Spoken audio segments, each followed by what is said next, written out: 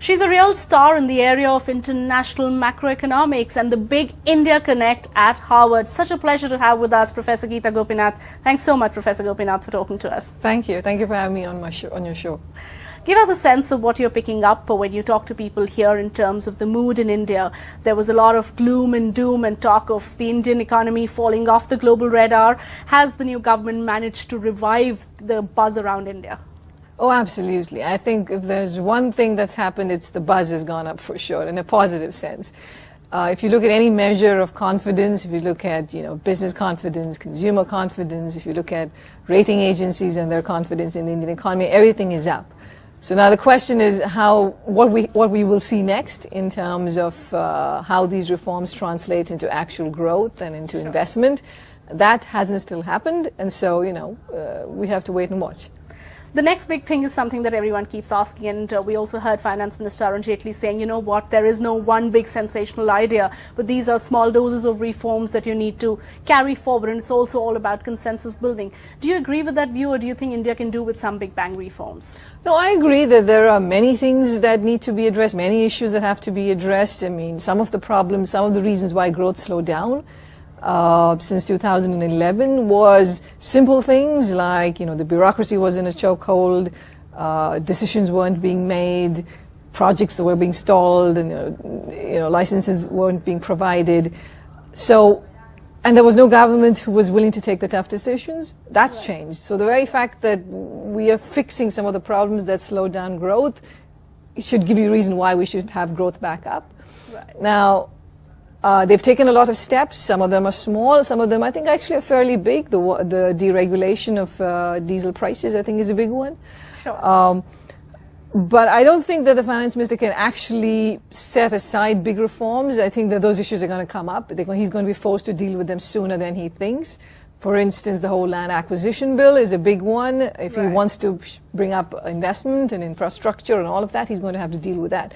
So it's true that, you might want to have some patience. You want to do the small things, but I think the big things will have to be addressed sooner than later. Okay, big things need to be addressed. And of course, one big trend that has helped this government, and of course you talked about diesel deregulation, is falling crude oil prices. Mm-hmm. Explain to our viewers the impact that that big trend that we've seen in the last few months can have on an economy like India. Oh, it's terrific. I mean, it's a big boon, it's a big positive from the global economy. Now, so for one variable, for instance, is inflation. And one of the reasons inflation has stayed high is because of the fact that commodity prices, whenever they go up, they show up in inflation in India. The pass-through from commodity prices into inflation in India is very high. So the fact that prices are going down is a good thing if you're trying to control inflation in India. The second piece is the current account, the trade deficit. Sure. It helps with that particular aspect because we're a big importer of fuel, and so if those prices are going down, that's also a big plus. Right. Commodity prices as such, also food prices. Now, food prices are going down as well. Now, share with us the impact that that could have on a country like India. Again, it works through the similar channels. The impact on inflation it's a good thing that food prices come down. But that said, I'm a little worried about how stable those declines in food prices is. I mean, those things can go up fairly quickly because there are many possible disruptions in the supply side, the supply channels and the distribution channels. And so unless those are fixed, I don't think we've escaped high food price inflation. All right, let's talk about what's happening in the Indian equity markets. Every day we're hitting headlines with record highs being hit. Plenty of FIIs pumping money into India. Is it a sustainable trend, and does it reflect the real strength of the Indian economy? Right, so there's obviously a great deal of optimism that's being priced into the stock market. People are putting money in expectation of where India will be in a year from now. It's not about what's happening right now. The expectation is with the reforms taking place that there will be high growth that's going to happen in a few years, or maybe even a year from now. Now the question is whether this is consistent with ground reality. In the last month, the reforms that the government have undertaken certainly give you a lot of reason for optimism, and so there's something substantial there. I mean, but that said, we still haven't seen these are the numbers. So for instance, if you look at investment numbers, if you look at consumer durable purchases numbers, if you look at industrial production numbers, the most recent numbers haven't shown a big uptick. So until that happens, it's not safe to say that this is, all of this is working out. But just look at what's happened in the last 1 year or more. You know, last August, of course, just a statement about possible tapering sent the Indian stock markets into a tizzy. We saw our currency tumble. And now today we're up almost 40% from the lows we had seen last August. Is that in many ways reflecting the resilience? The currency more or less looks stable now. So how much has fundamentally changed in the last 1 year, which is reflecting in both the currency as well as the equity markets? Right. I think one big fundamental change is better management of the macroeconomy. Right. And here I give credit to Dr. Rajan and the RBI. The fact that he's been very clear about bringing down inflation. Now, part of the reason why the rupee fluctuated so much during the last summer from the taper tantrum was because inflation in India had been very high. Right. The rupee hadn't adjusted. That correction hadn't happened yet. Right. Then this, the noise about quantitative easing in the U.S. slowing down, combined with the concern that we were living with high inflation in India, kind of brought the rupee down very quickly. So the fact that there's better management of the macroeconomy in terms of inflation coming down, inflation expectations coming down, I mean, that's a good positive sign for and the now rupee. The stimulus has ended and it didn't seem to matter to the Indian equity markets at all. Yes, I mean, part of that was because it was completely predicted. I mean, the Right. reason the taper tantrum happened was because it was a surprise. It was a Right. surprise event. Right. So, I think you can be fairly sure that when interest rates start going up, regardless of how well it's going to be managed in the US, Sure. it's going to be difficult to manage it very well in the first place. Right. But when interest rates start going up, there is going to still be some movement in currency markets. Okay, and what will be the impact in India? What should we worry about in terms of the action that the Fed will eventually take, raising rates, for instance? Right. So the one variable one looks at is the current account. Right. And the current account currently looks in a good place. It's about 1.7%, the deficit. That's the most recent numbers I've seen. But at the same time, I've seen some recent numbers for imports of gold, and they've gone Sure. up. So, that could be one reason why the current account deficit could actually get worse than the 1.7% number we're staring at. Right. So when there is a reliance on external capital, which is what the current account deficit captures, Sure. an increase in interest rates in the US will have some shift of funds from the Indian market back into the US market. Right. Question is how smooth that process will be. That's going to depend upon how well India is doing in terms of its own growth and in terms of its own reforms. So we'll just have to wait and see. On the other hand, the big debate back home is that with inflation trending downwards, is there room for a rate cut now? Should Governor Rajan go ahead and bite the bullet finally, or will he continue to worry more about inflation? Right. I mean, the RBI has done a great job until now, so I think we should leave it up to Dr. Rajan to decide when he cuts rates. That said, there are several indicators that suggest that this might be a good time to bring interest rates down. Inflation has come down, and this is not like a one-off thing. It's come down consistently. Inflation expectations, which is an important variable, has moderated. People no longer expect double-digit inflation anymore, so that has come down. The rupee being stable is a big plus.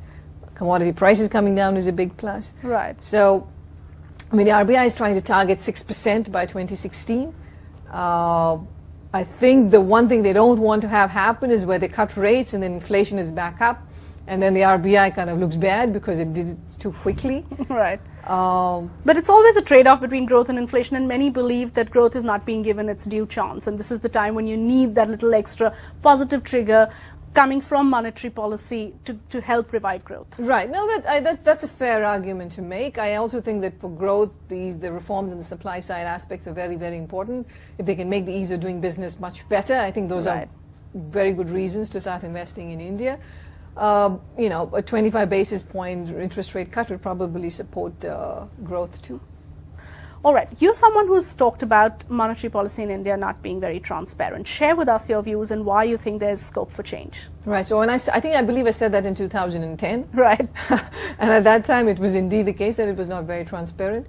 Has a lot changed. And that has changed. There's a very clear communication of the inflation target. We're trying to get to 6% by 2016. We're going to keep interest rates high as long as we believe we need to do that to make that particular target be met. So there's there's no big mystery to it. There's constant communication, and I think we're doing much better on that front now. Okay. Let's talk about some of the global factors in terms of recovery that's taking place in some of the other markets. The United States, for instance, there's clearly optimism that there is recovery happening and that the US economy is moving on track. But Europe is still clearly a worry. Explain to us how the global economy picture is emerging right now and how it could impact emerging economies like India? Yeah, so there is certainly reason to be concerned about global economic growth. I mean, the US is one part that looks positive, but again, you know, it's growth which is not going to be at very high numbers. It's Sure. going to be low. I mean, the 3.5% that was recently came out is probably not sustainable. It's going to probably come down. Europe is weak. Japan is weak. And so that certainly in terms of demand side, I mean, if you were exporting to these markets, this would be the slowdown in growth would be a big negative. At the same time, because of low growth in these regions, they're keeping interest rates very low. Right. And that's a source of liquidity for the Indian market. Right. So that's a plus. On the negative side is the demand side. And you know, this is why the IMF was very concerned about global growth and its effects on emerging markets. And there's reason to be concerned about that. But when you talk about FII money coming in, does India look a much more attractive bet right now than most other economies? Do you think people would rather put their money in India right now? Oh, India certainly is looking very attractive. I think people are very excited with the new government. The sincerity with which reforms are being pushed through. And if you look at other BRICS nations, India does look much better. I mean, there are bigger problems in Brazil, there are big problems in Russia. China's growth is slowing down. And so for all those factors, India does look like a pretty promising destination at this point. But they're going to wait and watch and see how all of this translates into actual, ground reality. Well, right now liquidity is there and there's money coming in. It's all FII money after all. You know, what we need is real FDI investment that would be stable, that would stay. Is that a big concern for India right now, that they need to attract the dollars, but they may need to make sure that it's stable and not just necessarily what we're seeing happen in the equity markets? That should always be a goal of a country like India, is to attract long-term stable flows as opposed to FIIs, which can be very short portfolio flows that come in and out very quickly. So we certainly need to attract more foreign direct investment. Now, for that is exactly the reasons why the government will have to take the big decisions about land acquisition, about labor reforms. If you want to have the Make in India campaign succeed, you have to address those kinds of issues. And that will, take a little while. All right, Professor Gopinath, before we wrap up, your one message for Prime Minister Modi and for Governor Rajan. So let me start with that in reverse. I mean, Okay. I think my message to Dr. Rajan is that he's doing a terrific job, and he has more data than we have at this point to figure out how the economy is doing, and so he's best placed to decide about when interest rates come down, and monetary policy should stay independent. Right. To Mr. Modi is that there's a lot of excitement, there's a lot of expectations that these reforms will work. I'm a little concerned about the depth of leadership, in terms of the one person handling multiple portfolios. Right. So, it's great to have 4 extremely good people, but that's probably not enough. To bring about the ground changes in terms of ground realities. And so maybe I would push him to do more on building a bigger circle of high quality leaders. All right, Professor Gopinath, such a pleasure to talk to you. Thanks so much. Thank you.